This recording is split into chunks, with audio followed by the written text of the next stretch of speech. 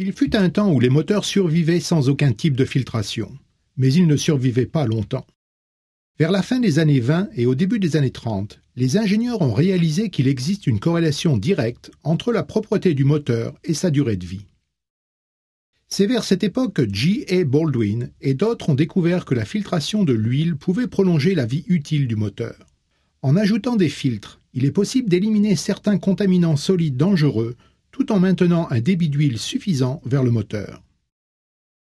Depuis cette date, la filtration est considérée comme une science et les ingénieurs cherchent à développer continuellement des produits de filtration de plus en plus efficaces. Le filtre en dérivation a vu le jour dans les années 30 et 40. Au cours des années 50, le système à passage intégral était déjà largement utilisé. Ce filtre de type SAC en est un exemple.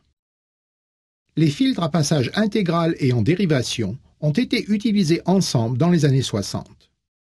Vers la fin des années 60 et au début des années 70, les filtres à passage intégral vissables sont devenus populaires sur l'équipement travaillant dans des conditions de service extrêmes.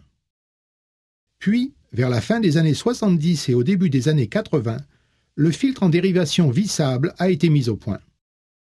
En 1987, le filtre à passage intégral et en dérivation combinée a été mis au point. Ce filtre représentait une innovation importante en ce sens qu'il combinait les éléments à passage intégral et en dérivation en un boîtier unique.